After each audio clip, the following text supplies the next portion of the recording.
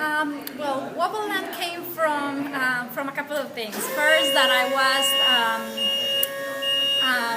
was actually just thinking about the idea of designing a playground for toddlers. I do have a toddler myself. My boy, Sai, is 2 years old. He just turned 2 years old.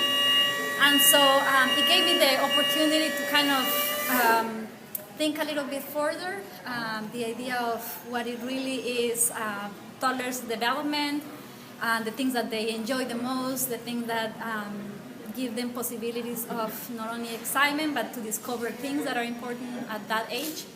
And so it became very I was just embedded in the idea that mothers or parents in general really spend a lot of their time in their kitchen, right? Trying to create something new for toddlers, right? Because they can be picky and they enjoy certain things, especially if they are very visual, so you end up being very creative, trying to consider those kind of things. And then because of that, the kitchen sink made a lot of sense to me.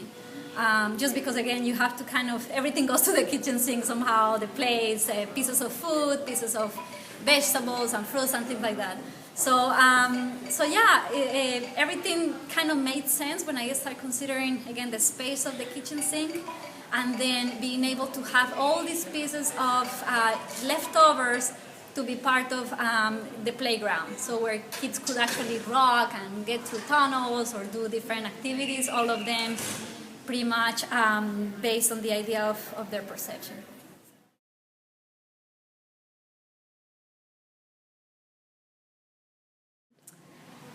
Many things.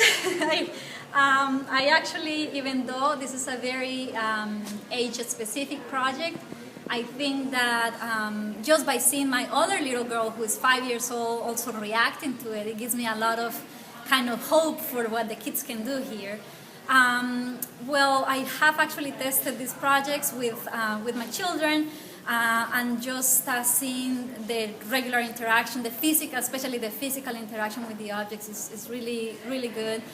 There is a clear understanding of what to do with the individual objects. However, they are pretty much, all of them, you can use them in any way you want.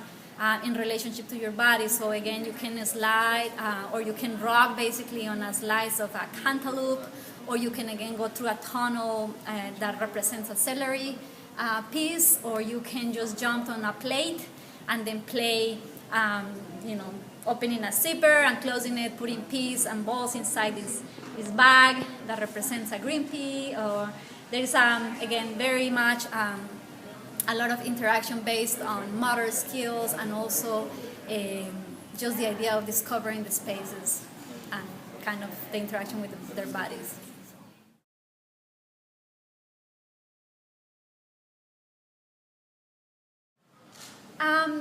It's a very interesting question. I think that I'm not sure exactly, of course, the nature of every single project that is going to be presented on this exhibition on FIST, but I do have a very good feeling about the fact that there is such a specific project dedicated to toddlers in particular, and I feel that because of the nature of the project, the color, the materials, everything is built out of vinyl. It's a soft, basically, I will say, objects, and also the amount of color and movement, basically, hopefully will be something interesting for the space of the museum.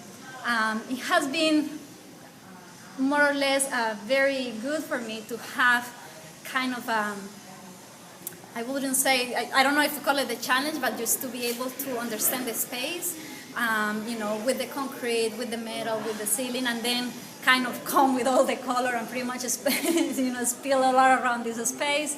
But I think that is a good contrast with the whole idea of the exhibition, and I can't wait to see what's going to happen. I've heard about a couple of projects, and I can tell already that it's very diverse, and I enjoy that.